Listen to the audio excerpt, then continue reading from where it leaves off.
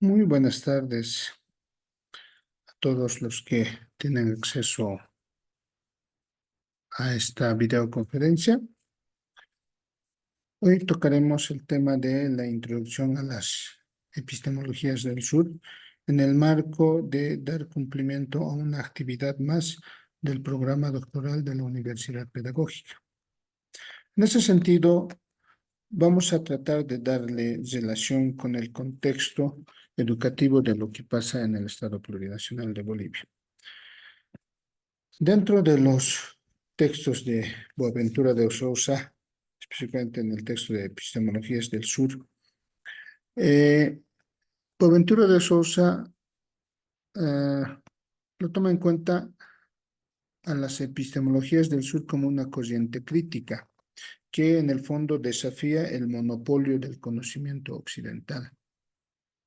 Un monopolio que a lo largo de la historia ha ido desacreditando, ha ido deslegitimizando y a saberes de las naciones y pueblos indígenas originarios. Por eso es que lo toma en cuenta como una corriente crítica a ese monopolio del conocimiento occidental. Para ello nos propone un diálogo de saberes y una pluralidad epistémica. Diálogo de saberes no simplemente, en el caso de Bolivia, no simplemente diálogo entre la nación quechua, entre la nación aymara, entre la nación uru, entre la nación guaraní, entre las 36 naciones que están reconocidas en el Estado Plurinacional de Bolivia, sino cuando nos refiere al diálogo de saberes, se refiere más al diálogo de saberes entre los saberes indígenas originarios con los conocimientos occidentales. Se refiere a ese diálogo de saberes.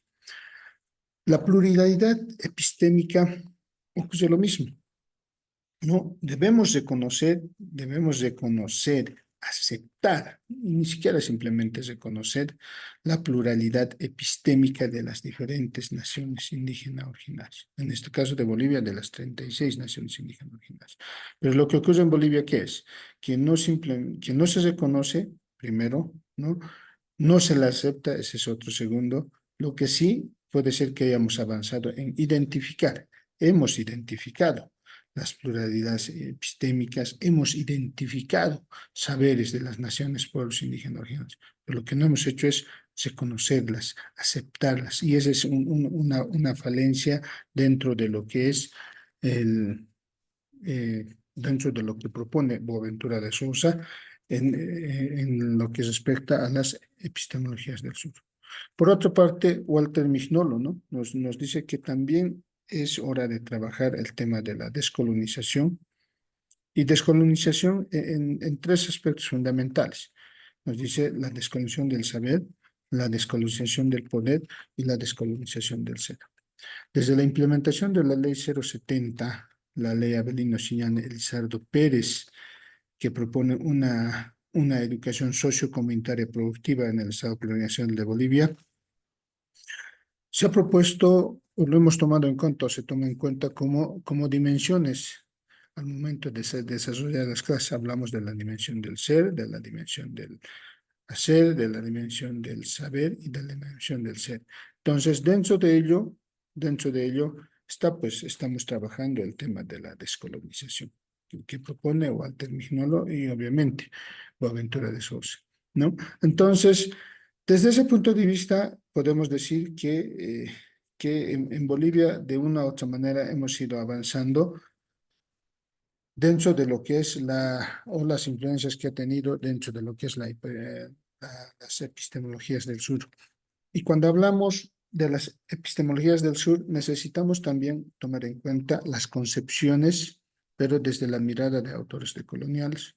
Una de ellas, por ejemplo, Boaventura de Sousa, que lo concibe a las epistemologías del sur como una forma de aplicar el canon epistemológico de la modernidad. Para decir, en sencillas palabras, que no todo de la epistemología occidental está mal. Hay algunas cosas que debemos rescatar de la modernidad, que podemos implementarlo y articularlo seguramente con los saberes de las naciones y pueblos indígenas originarios. Además que nos permite visibilizar los conocimientos marginados. Al momento de reconocer, identificar lo que sirve o lo que no sirve de las corrientes occidentales o de las epistemologías occidentales, vamos a también poder visibilizar, sacar a flote, a hacer conocer aquellos conocimientos que hasta hoy han sido marginados desde tiempos inmemoriales. Eso hará de que abramos espacios para que se pueda difundir y promover esos conocimientos o esos saberes de estos pueblos que en otra hora les han servido para vivir, para sobrevivir, para mantener el equilibrio con la madre tierra y hasta para una mejor sociedad de la que actualmente tenemos. Catherine Waltz nos menciona que las epistemologías del sur no simplemente son conocimientos alternativos, aquellos saberes de las naciones y pueblos indígenas originarios no pueden ser considerados simplemente como conocimientos alternativos, como si no tuviesen cientificidad, en otras palabras, ¿no? O sea, como si fuesen simples experiencias y nada más, cuando no es así. La historia nos ha demostrado de nuestras naciones y pueblos indígenas originarios que esos conocimientos, esos saberes que poseen, han sido modos de vida que les ha permitido vivir, les ha permitido sobrevivir, vuelvo a decir, les ha permitido seguramente tener en equilibrio a la madre tierra, porque se consideraba o se considera actualmente que todo lo que existe en este mundo tiene vida. En cambio, en el mundo occidental hay seres inertes que supuestamente no tienen vida, ¿no? Por eso es que sin remordimiento alguno vienen las explotaciones, por ejemplo, de nuestros recursos naturales, de la madre naturaleza o de la madre tierra, toda esa situación. Pero en cambio, para el mundo, para el mundo indígena originario, todo tiene vida y todo tiene una complementariedad entre sí.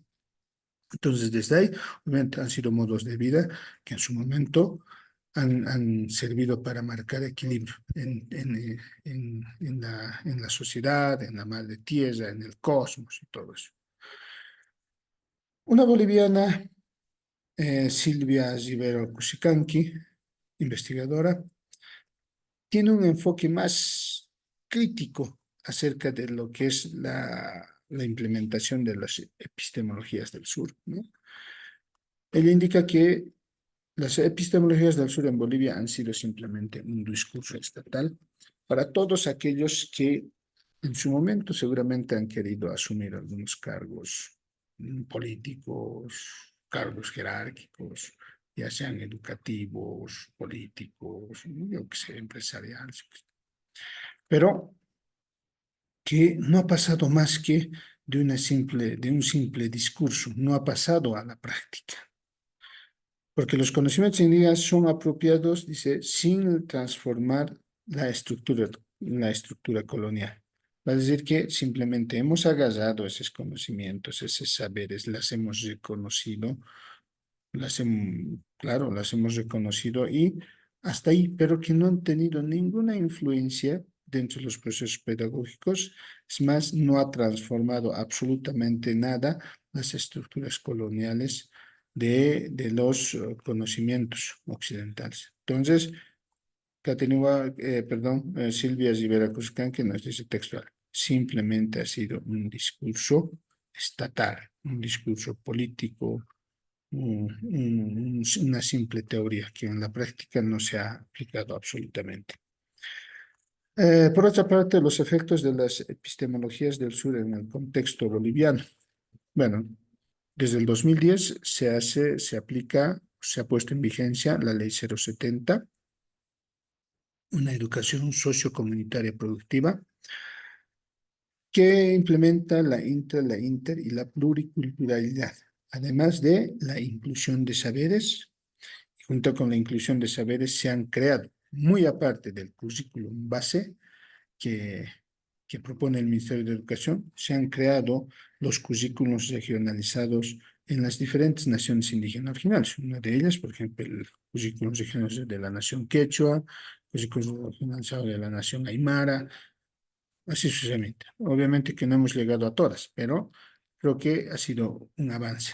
Pero reiteramos, muchos de esos currículos regionalizados están en papeles, están teóricamente establecidos, y no ha pasado más también de ser un simple discurso que no ha tenido su aplicabilidad dentro de las aulas. Los diferentes factores puede ser, primero, de que la mentalidad del maestro, de la maestra, está todavía colonizada, no acepta, ¿no? Fuera de que conoce, no acepta, no los reconoce.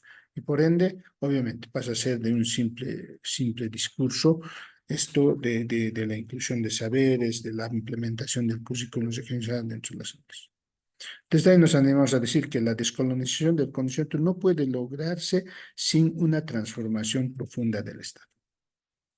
Quienes lo componen el Estado, desde los estratos más superiores, desde el nivel nacional, departamental, regional y local, creo que tenemos que empezar a trabajar primero en descolonizar la mente para poder aplicar esto que propone la Ley 070.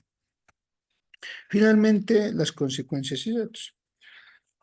Consecuencias y datos debemos hablar de dos aspectos fundamentales. Primero, que las epistemologías del sur en Bolivia han sido consideradas como una emancipación, son consideradas emancipadoras, pero al mismo tiempo son consideradas complejas. ¿Por qué emancipadoras? Porque tratamos de recuperar saberes y conocimientos indígenas originarios, tratamos de recuperar la cultura misma de las naciones y pueblos indígenas originarios, tratamos de visibilizar aquellos conocimientos, aquellos saberes que han sido marginados, olvidados. Pero complejas son porque simplemente pasan en teoría. Simplemente pasan en discursos, simplemente pasan en pensamientos, que en la práctica pareciera que el mismo maestro, el mismo, el mismo precursor de la ley 070 no quisiera. Claro ejemplo, por ejemplo, ¿cuántos de los que promueven y han sido hombres fuertes, digámoslo, de la implementación de la ley 070 tienen hijos estudiando en un colegio estatal, donde se aplica con estricta rigurosidad y control esto de la implementación de la ley 070? ¿Y cuántos de ellos, por ejemplo, lo tienen en los colegios particulares donde desgraciadamente no ha llegado el modelo educativo 070? Entonces, esa es una muestra contradictoria, ¿no? De lo que se discursa y de lo que en realidad se practica. Las epistemologías del sur no se trata de añadir lo indígena al proyecto moderno, sino de cuestionar las matrices mismas de esa modernidad.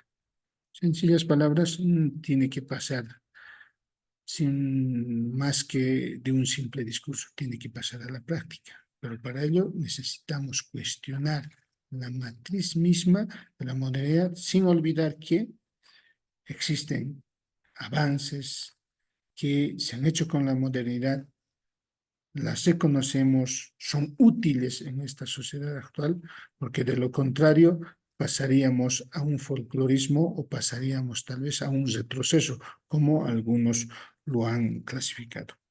Espero sinceramente que haya servido esta aclaración y esta contextualización de lo que está ocurriendo en el Estado Plurinacional de Bolivia con referencia a las epistemologías del sur. Muchísimas gracias y será hasta otra oportunidad.